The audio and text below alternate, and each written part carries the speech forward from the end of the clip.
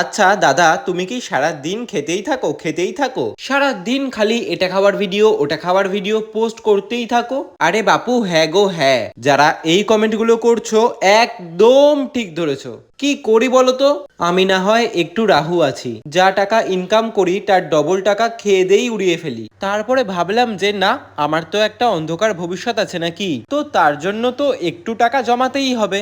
তাই প্রতিজ্ঞা করলাম, আর কোনো বাইরের খাবার খাবো না, আর কোনো টাকা খরচা করব না, শুধু টাকা জমাবো। হ্যাঁ জানি এটা একদিনের প্রতিজ্ঞা, বাট তাও ঠিক আছে। তো তড়িঘড়ি করে বেরিয়ে পড়লাম একটা ছোট্ট লক্ষ্মী ঘর কেনার উদ্দেশ্যে। তারপরে আগরপাড়া স্টেশন থেকে এই ছোট্ট লক্ষ্মী ঘরটা আমি কিনি।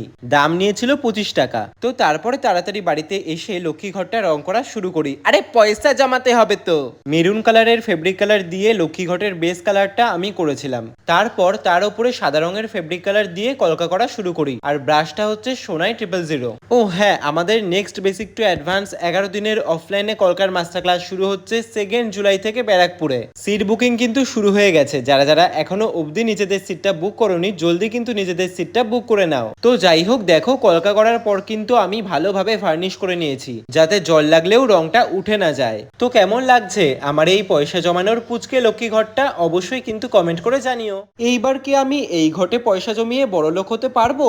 তোমাদের কি মনে হয়? Bye, follow for more.